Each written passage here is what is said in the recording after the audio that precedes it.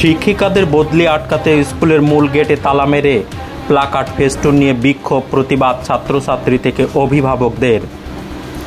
উত্তর ২৪ পরগনা জেলার বসিরহাট মহকুমার স্বরূপনগর ব্লকের বালতি নিত্যানন্দকাটি গ্রাম পঞ্চায়েতের নবাদকাটি প্রাথমিক বিদ্যালয়ের ঘটনা। এই স্কুলের শিশু শ্রেণী থেকে পঞ্চম শ্রেণী পর্যন্ত ক্লাস রয়েছে। স্কুলের ছাত্রছাত্রী সংখ্যা 290 জন। একজন ভারপ্রাপ্ত প্রধান শিক্ষক, বাকি 4 জন শিক্ষক শিক্ষিকা। তার মধ্যে একজন পার্শ্ব শিক্ষক রয়েছেন, তিনি ক্যান্সার রোগে আক্রান্ত, ঠিকমতো ক্লাস করতে পারেন না।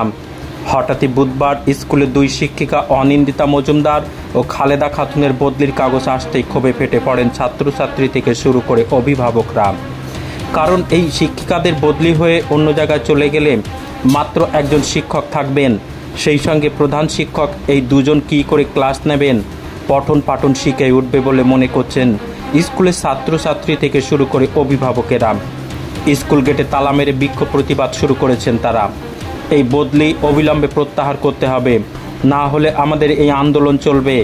শিক্ষকের অভাবে স্কুলের পঠন পাঠন থেকে বঞ্চিত হতে পারে বলে মনে করছেন ছাত্রছাত্রী থেকে অভিভাবকেরা। নবাদকাটি প্রাথমিক বিদ্যালয়ে ভারপ্রাপ্ত প্রধান শিক্ষক পঞ্চানন সরকার বলেন, উত্তর 24 পরগনা জেলার প্রাথমিক শিক্ষা পর্ষদ থেকে 2 জন শিক্ষিকার বদলির জন্য নির্দেশিকা পাঠানো হয়েছে। আমরা তো আইনের ঊর্ধ্বে নই, শিক্ষা দপ্তর যেটা ভাববেন সেটাকে মেনে নিয়ে আমাদের চলতে হবে। তবে ছাত্রছাত্রীদের দাবি সেটাও ভাবা দরকার, কিন্তু আমাদের কিছুই করার নেই।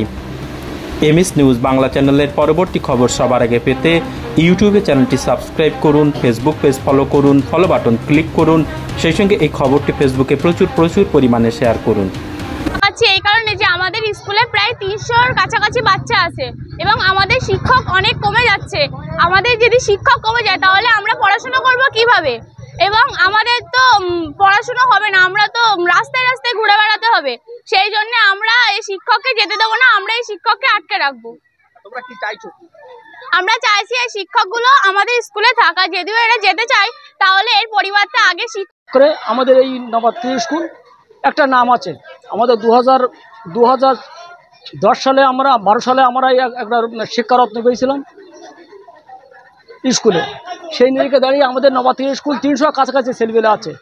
কিন্তু এসআই আগের পর রিসেন্টলি কিন্তু মাস 15 দিন হয়নি একটা মাস্টার ট্রান্সফার করে নিয়ে যাচ্ছিলো, আমরা আটকেছি কোনো রকমে।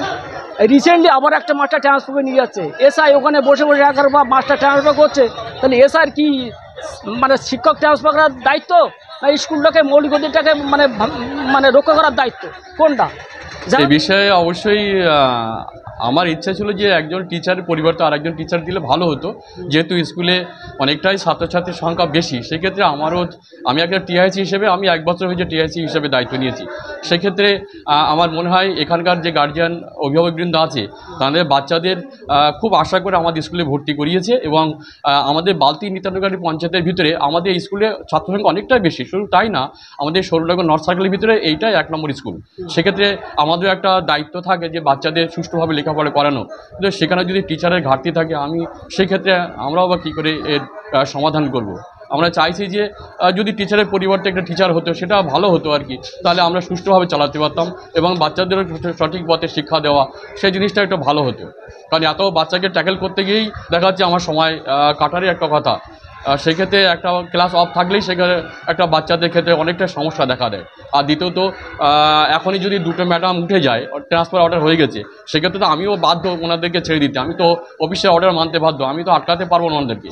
সুতরাং সেক্ষেত্রে আমি যেহেতু অফিসের অর্ডার মানবো, সেক্ষেত্রে আমারও একটা দাবি ছিল যে যদি টিচারের পরিবর্তে একটা টিচার হতো তাহলে দেখা যাচ্ছে স্কুলটা একটু সুষ্ঠুভাবে চালানো যেত।